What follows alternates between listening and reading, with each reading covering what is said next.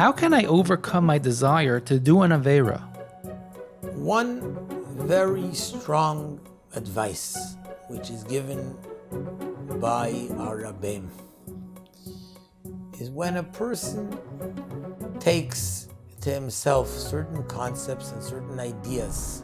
which he's extremely careful about in asay toiv, in practical action that we do, something which has to do with a Rebbe, something which strengthens my connection to the Rebbe, that will also help and give the strength and the courage to be able to protect myself in other things. Which means in general there's two ideas. Number one,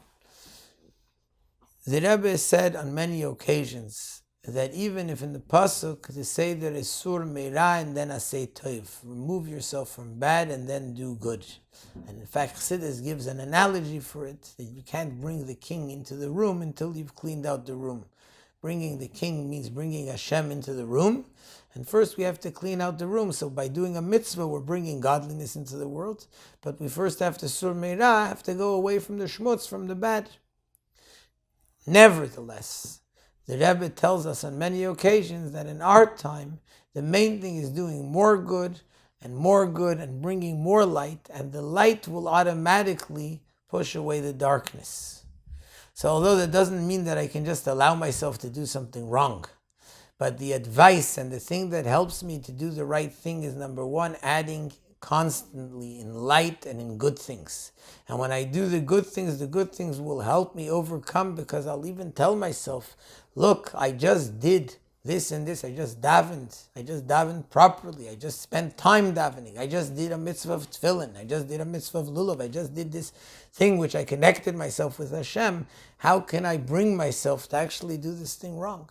And usually, more times than not, it helps more and better than trying to fight with it, which then just gives the Yetzer Hara more reason to fight stronger.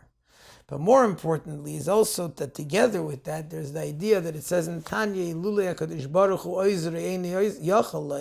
we need to tap into the help from Hashem, and the help from Hashem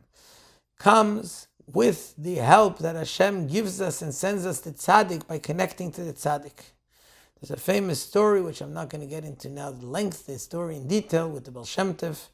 that there was someone who was pulled into a place of klippus. He did something terrible, one of the students of the Baal Shem Tov, and the Baal Shem Tov, in order to pull him out, he saw that in Shamayim they said if he finds a mitzvah that this person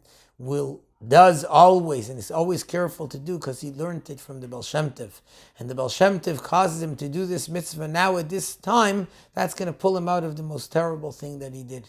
And the Baal Shem Tov sure enough found that mitzvah, which was Malava Malka, that he used to be careful to wash from Malava Malka, and this Baal Shem Tov sent him with Kvitzas Haderech, the whole story, a chala, that he should wash and make Malava Malka, and that pulled him out of the klippus, out of the depth of impurity that he was in. And it's the same thing with everyone else, and we have stories also with the Rebbe of people that were about to do something wrong, and the realization, either sometimes the Rebbe sent a message to them, or sometimes just the realization of the Rebbe, like it says by Yosef HaTzadik,